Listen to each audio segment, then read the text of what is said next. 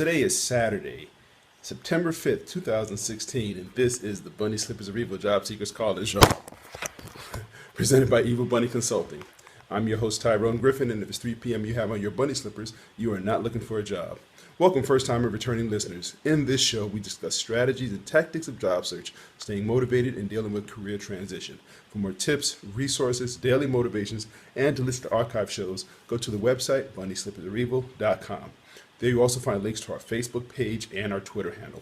If you are listening live, you can call in with your questions at 347-202-0929. Again, that number is 347-202-0929. And now a word from our sponsors. Evil Bunny Consulting is the alternative to expensive outplacement. They give company-sponsored job seeker workshops as well as the one-on-one job seeker boot camp with a money-back guarantee. For more information, go to www.bunnyslippersofevil.com. Let Resume Edit. Resume Edit is your low-cost, high-quality resume writing company with resumes as low as $35, written by certified resume writers. You can find them online at resume4edit.com or call 404-860-2473. Be sure to tell them you heard about them on the Bunny Slippers of Evil Job Seekers podcast. Let 3dresumes.net turn your resume into a web page with a customized domain for 12 months for only $30. Help hiring managers and recruiters find you, make your resume available 24/7, and get a professional, personalized email address just for your job search. You can see my online resume at tyronegriffin.com, and for more information on how to get your own, go to 3dresumes.net. If you're thinking or about to look for a job in today's world, you will find a new reality in the job search process. The world has changed. Excuse me. Job search today is much more complicated than 5 years ago.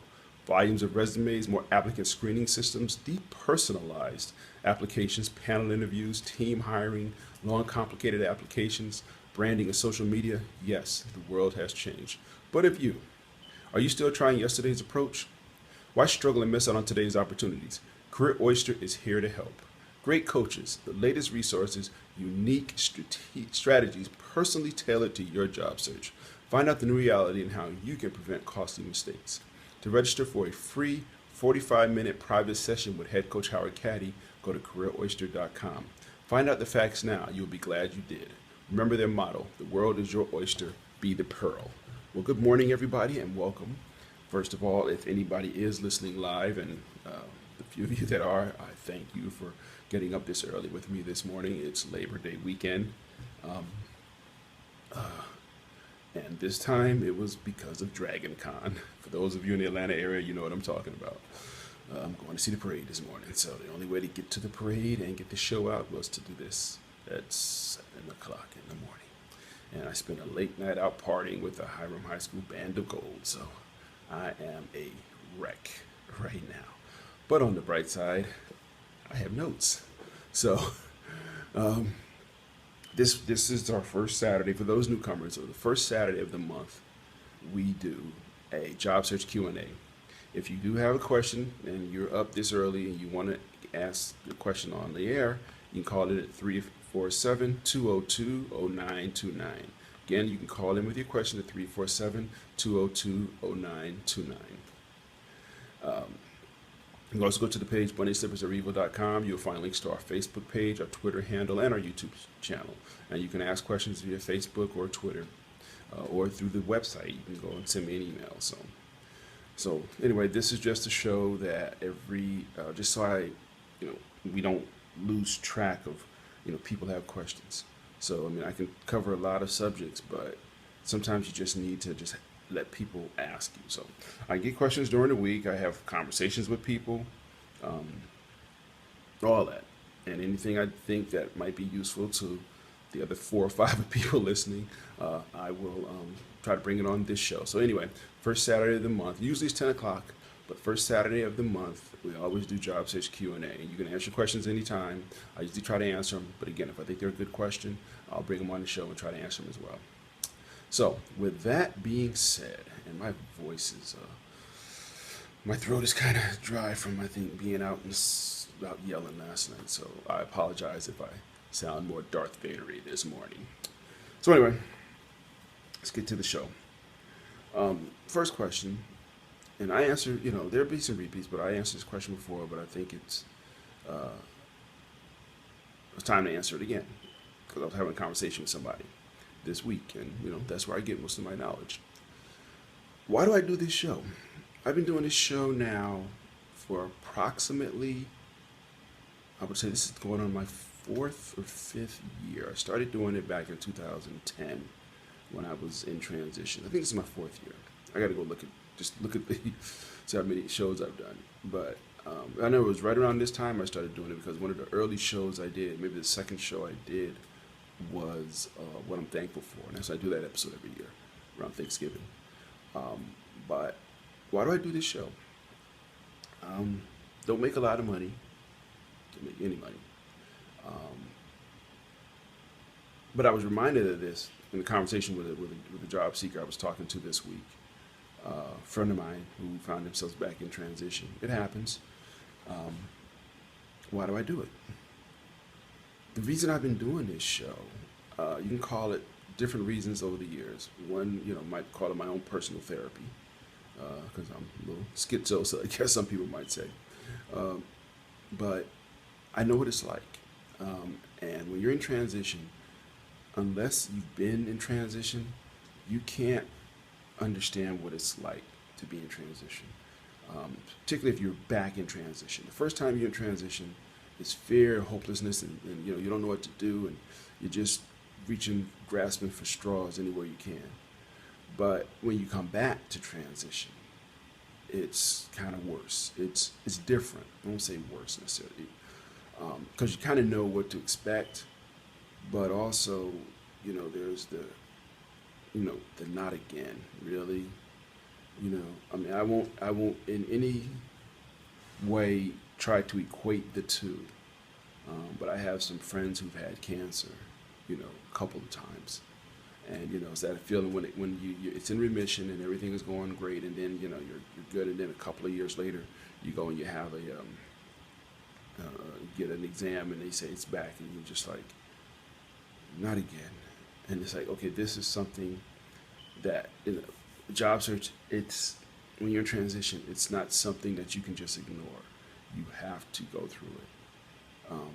It's like climbing a mountain. You look at it, okay, I got to climb this mountain. You climb it, and you're like, I'm done, and then there's another one.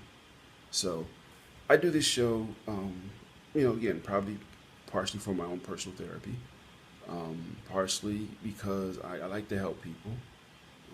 Obviously, I'm doing the show, but I just remember I've been in transition, and when I say transition, I would say when you are without a job, when you have left the job by various means, and you do not have another job to go to. I've been there at least 3 times. Right now, I've been blessed. I would honestly sort of say the best job I could ever have had.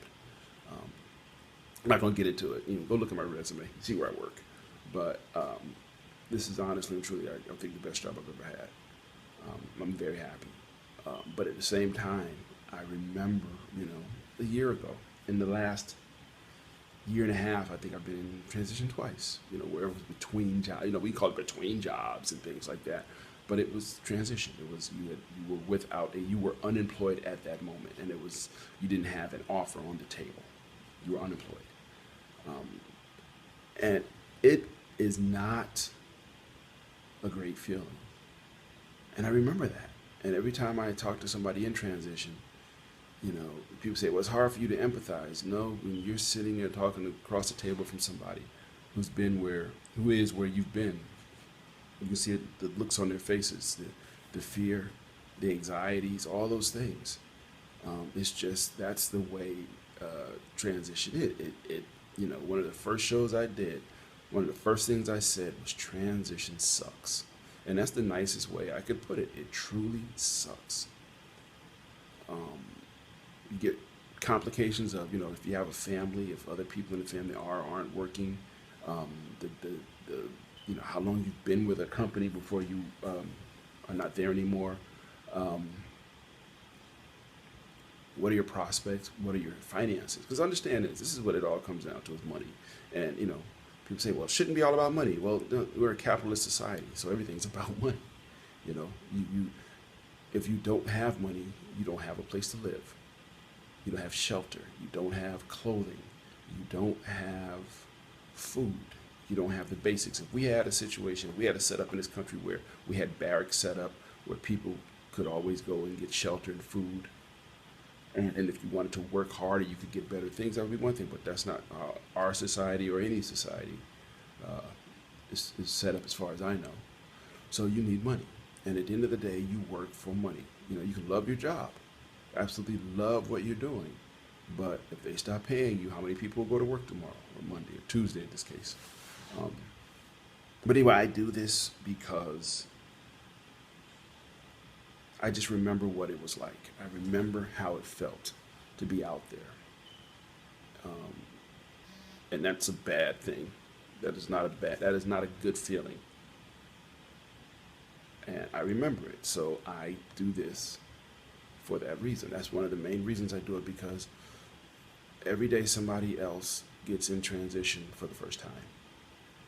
And when they do, it's crazy. And they don't know what to do. They don't know how to deal with it. And they're scared. And they may not know anybody to turn to. And they don't have necessarily resources that can get them through. You know, free resources. I try to be a free resource. You know, so I don't, you know, if I charge for the show, nobody'd sign up probably. Well, you know, let's be honest, people in transition, again, it's about money. People in transition, if they have it, they don't have an abundance of it. That's why they're trying to find another job. That's why they're not retired. They're in transition. Um, but I do this show because I want to help people.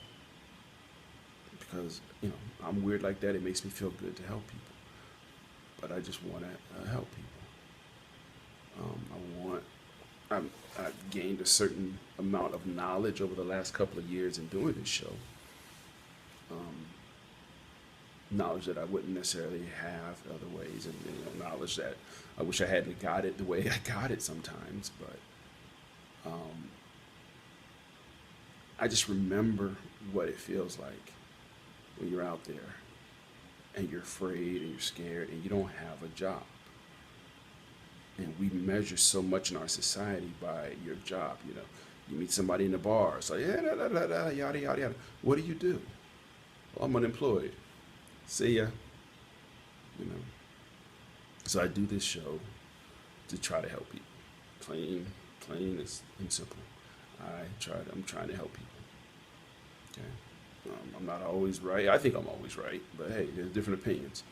I don't think I have the only opinion. I don't think I have the only voice in this situation, on this topic. I mean, there are other podcasts, I assume, that are out there talking about transition. I'm not a professional transition expert. I'm a amateur transition expert. But I do this show. You know, I keep, you know, coming back. I do this show because I've been there, and it sucks. And I hope that, you know, people are going to go through this forever. But I hope that this show will help. If it'll help somebody just get through, you know, what they're dealing with, then it's worth it. So, anyway, that was a long, convoluted why I do this show. But it's the truth. The truth is long and convoluted. I'm not making a ton of money off this show. I'm not making a pound of money off this show. I'm not making an ounce of money off this show. Every week I still agonize a lot about what I'm going to talk about. But I trust in God, and every week for the last 4 or 5 years, He's given me something to talk about, which is crazy. You know, I've been doing this. So anyway, drinking game, folks. Drink up. That was kind of a rat hole. Oh gosh. Okay. Next question. Again, yeah, I have notes. Next question is, how do you jump back into job search? Job search, you know, as I said in one of the promos at the beginning of the show, job search really has changed over the last 5 years since I've been there. I have really found that when I've been in transition a lot, I've gotten a lot of one of the best places I've found to find opportunities uh, or get opportunities brought to me is on the job boards, the job websites, the Career Builder, Indeed, Simply Hired, Monster, the Ladders, LinkedIn, all these websites for job search. Because when I was in transition before, what got me was when you updated your resume on these sites, you started getting a lot of solicitations for sales jobs, insurance sales jobs a lot of times. I actually went on an interview for a revenue recovery position. I forgot the name of the company, but I actually remember it was, they had a money back guarantee. If we didn't save you more than we recovered, then we do it for free. It was pretty cool, and I wouldn't have mind being a part of the company, not necessarily in the sales role. But the thing that I noticed before was when I updated my resume on these sites, I started getting a lot of solicitation from sales jobs, and I was there's nothing on my resume that says sales. So, but how do you jump back in? First thing you do is, yeah, you go to these job boards, and you if you don't have an account on these job boards, you create an account. You upload your current resume, and most of these boards will let you do a search of their jobs, and they'll let you save the searches. You save the search, so you tell it to run once a week or whatever your fancy is, once a week, once a day if you're just so inclined. But you tell that you can create a search agent on those websites, on those job boards, that they will search for the jobs in the criteria that you specify, and they will email you the results. So, you're on those sites without being on those sites. You don't have to spend every day going over to the site, logging in, doing the same search you did yesterday or 2 or 3 days ago. You don't have to do that. You can have the site search for you and then bring back the results. Greatest way, just, use technology for what it's for. And that's a good use of technology. But it lets you be on the site all the time. So that's the first thing you do is go and update those. Very important, update those. Second, or maybe first you get your resume, make sure your resume is updated. Make sure it's up to date, okay, with your last position. Try to emphasize on your resume what you bring to the table. I've said it many times. When you go, job search is like dating.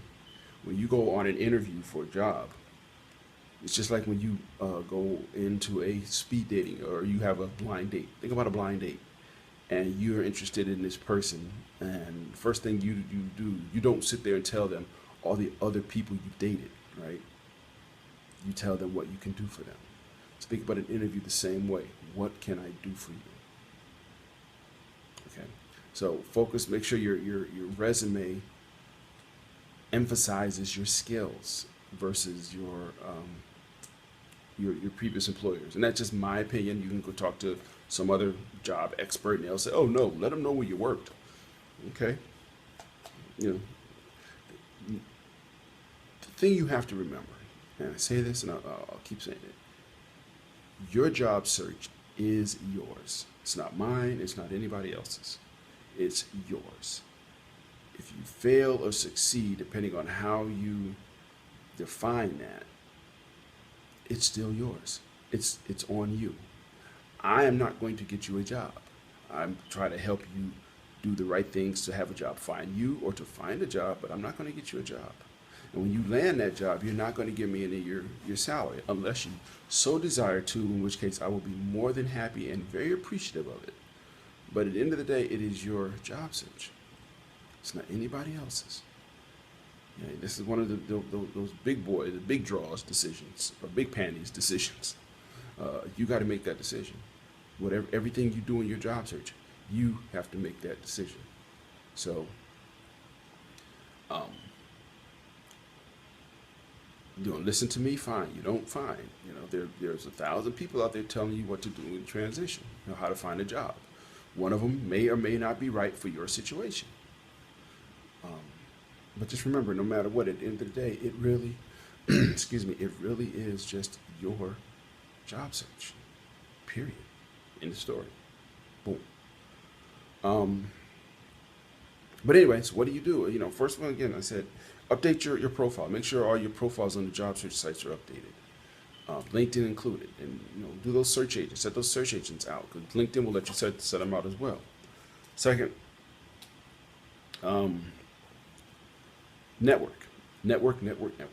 Network is one of the most important aspects of job search. I think it's probably, I was saying it was the most important until I actually came up with something that I thought was even better, even more important, and that's the next question we'll get to in a minute. But network, go out, meet people. You can't look for a job. You can't look for most jobs sitting in your house. Bunny slippers are evil.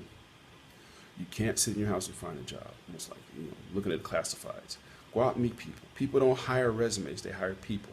If it was all about people, if it was all about just resumes, then there would be no interviews. And we'll get that in the next question, so I'm not going to jump ahead of myself.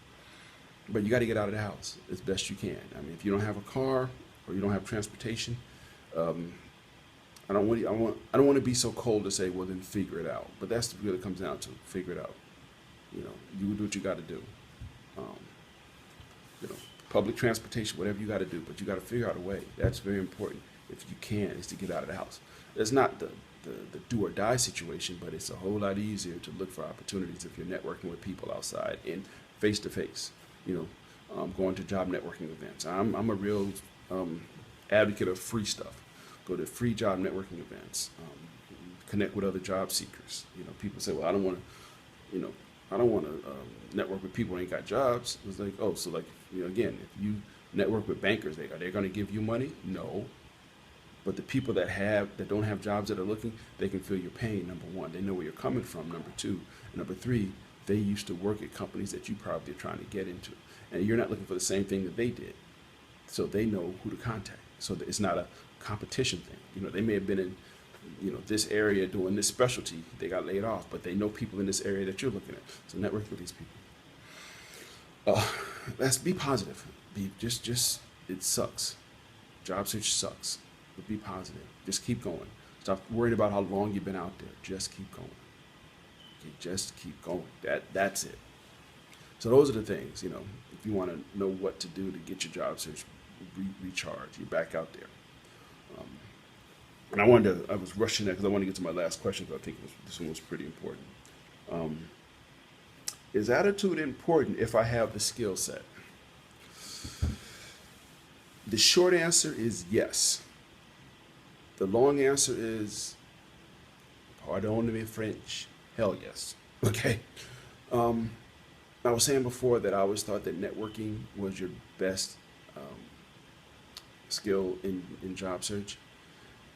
Attitude kind of beats networking. And I say that because I've seen people lose jobs because of their attitudes. Okay, and that is the craziest thing in the world to me. You have a job and you lose it because you got a funky attitude. I've seen people do that. I don't get it. And maybe it's because, I've been out here and have been in transition. I know what it feels like, and I talk to people who've been in transition. Maybe that's got something to do with it. But having a funky attitude, unless you are independently wealthy, and even then if you are, it's still a dumb thing to do. But I don't get, people with funky attitudes. I just don't get it. Yeah, you might have been through, the ringer, but you don't let your past drop on your future. But your attitude is very important. Simple reason, or a simple example of how important your attitude is. You get an interview. Why are they interviewing you? Everything that they want to know about your skills, your past, your accomplishments is on your resume. But yet, companies rarely hire without doing an interview. Why? Because they want to see what your attitude is, toward the job, toward the work. They want to be able to ask you questions that are not on your resume. Now you say, ideally, if they wanted the answers to these questions, they could just send you an email and say, hey, answer these questions, but they don't do that. They want you to come into the office or get on Skype or whatever, or the phone or whatever. because they want to know what kind of attitude you have. That is the bottom line. Attitude, your attitude. It's that old joke, about the two kids. I won't get the whole thing, but two kids got uh, scientists or psychologists wanted to do a study, and he looked at two kids and gave one kid all these toys, and who was a very negative kid, and he gave him all his toys, and the kid still found a way to be negative. And the other kid who was always positive, they put him a pile of manure, and the kid went digging through it and said, "There must be a pony in here somewhere." It's all about attitude, people. Glass is half full or half empty. It's all attitude. I know you have bad days. I recognize that. You do have bad days in job transition. But if you keep with an attitude that the world owes you something, when you keep being mad at the world, it's like when you're in anytime you're in um, anytime you're in a dating situation, if you let things that happened with the previous person you were dating uh, affect your current, then you're going to have problems. That's just the reality. Um, so that's just how it is. But if you have a funky attitude, you're not gonna. Nobody wants to help you. If you're arrogant, particularly in job transition, because you are literally looking for people's help. If you're in job transition and you're arrogant about it and you're like, oh yeah, you got to give me a job, really? And I've told this story, but I remember going to what was the Department of Labor had a PEN meeting, PEN, and they still have it, I think. But they had this meeting once a month, third Thursday or something, and we did mock interviews. And I never forget they interviewed, they gave us feedback after the interviews. And one of the things the guy said, what they said about one of the people there was that you're the most arrogant person here. You act like you know more than the interviewer. And the guy was like, well, yeah, because usually I do know more than the person interviewing me. Yeah, but the person interviewing you got a job. You don't. So it is definitely all about your attitude. It is definitely. That is the most important thing in job search is your attitude. Stay positive. You know. Why? Well, because I don't always have a good day. Doesn't matter. Your funky attitude don't make your day any better, contrary to popular belief. Stay positive, especially in job search and in transition. It makes your day go by so much faster if you just stay positive and just keep going forward. If you sit around being mad, it's like, again, when you break up with somebody and you sit around being mad about it and the days drag on and on and on and on. That's pretty cool. Um, but just your attitude is what they want to see. People will have been hired who don't have the skill sets but have the right attitude. But very rarely is somebody going to get hired with a funky attitude. If you have a funky attitude in the interview, you're going to have a funky attitude on the job. And nobody want to deal with somebody with a funky attitude. Okay? So yes, your attitude, as hard as it is, it's hard to wake up every day and keep going. I recognize that. I recognize that it is very hard when you're in transition, when you're having a bad day, bad week, bad month, or whatever. It is very hard to keep going. But you got to just keep going. You got to put your funkiosity to the side, and you got to just keep going. So anyway, bound to got about a minute left, and I want to thank you as always for listening. Thank you for tuning in. Thank you for your thoughts, your ideas, your prayers, your feedback. I just want to thank you all. Hopefully, I think next week I don't have anything planned, so we should be doing this at a more reasonable hour. But if you are listening live, please check it out on. If you listen on the website, please go to iTunes and subscribe. I don't have enough time to go through the whole spiel, but go to iTunes and subscribe, and leave feedbacks so other people can find the show. Um, Go to our Cafe Press store, buy a t-shirt, a water bottle, coffee mug, a clock, or a sweatshirt, just so you have something to remind yourself what it was like in transition, because as soon as you forget what it was like is when you set yourself up to be back in transition. Again, thank you all, and we will see you again next week. Take care, and bye-bye.